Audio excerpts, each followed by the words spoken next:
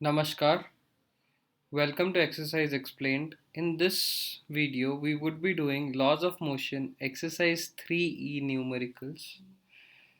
So, these numericals will be related to gravitation, that is the E part of Laws of Motion. So, before starting away with the video and the numericals, I want to explain something to all of you guys, which is very important for understanding gravitation and numericals.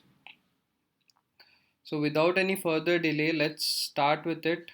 Do share the channel videos with your friends and consider subscribing. So here, the first thing which we should know is if anything is going up, that means suppose you throw a ball up. So the initial velocity will be given in the question. The ball actually goes up, stops and then comes back down. So we take final velocity as 0. The acceleration due to gravity value is taken as negative. So g is taken as negative. It would be usually minus 9.8 or minus 10 meter per second square depending upon the question. So it's very important. So if the question is a ball is thrown up with a velocity of 40 meter per second, we should understand that u is equal to 40 meter per second and v is equal to 0. So the velocity with which it is thrown up, that is u, will be given to us in the question, or we would need to find it. Final velocity would be 0 when it is going up.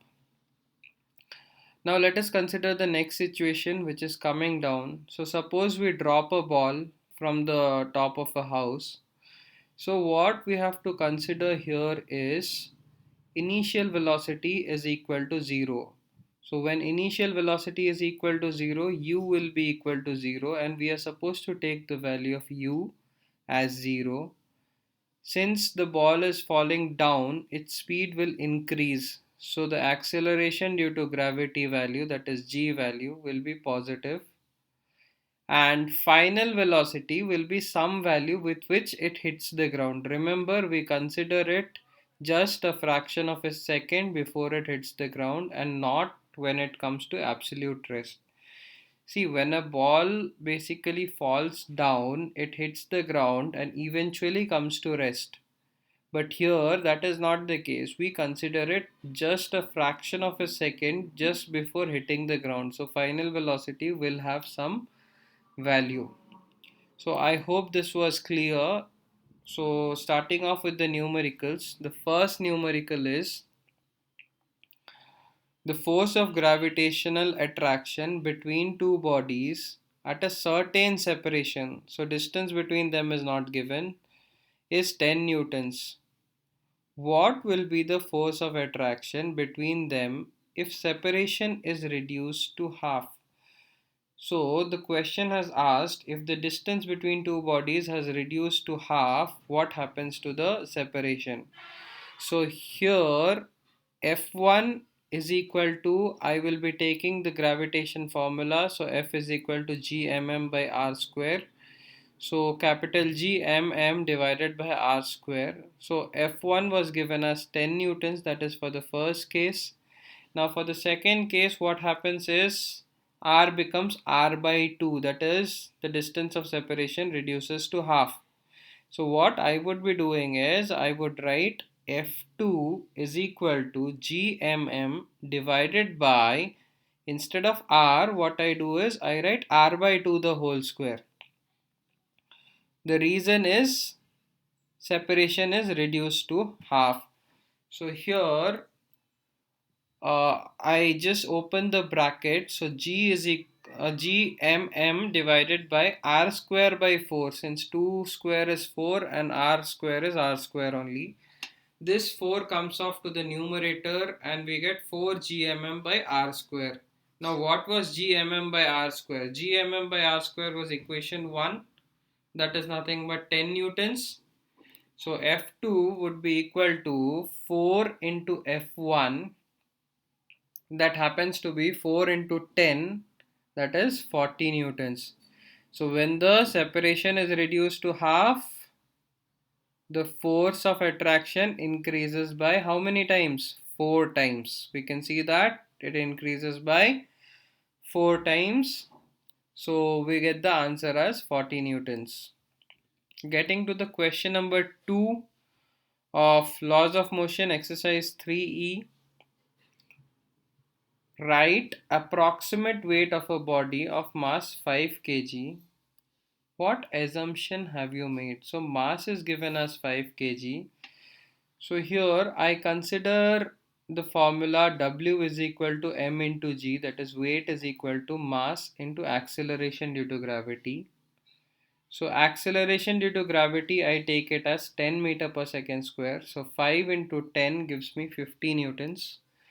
The assumption what we have made here is acceleration due to gravity is 10 meter per second square. Remember, the question told approximate weight and not the exact weight. If the question would have told exact weight, we would have to use 9.8, but here they have given approximate weight. That is the reason we have used 10. Coming to question number 3, calculate the weight of body of mass 10 kg in first one kgf, that is kilogram force, and second one Newton. We need to consider acceleration due to gravity as 9.8 meter per second square. So first I find it in newtons. So directly I would use W is equal to m into g, that is weight is equal to mass into acceleration due to gravity, as we did in the previous question. So mass is given as 10 kg. So 10 into acceleration due to gravity is 9.8 meter per second square.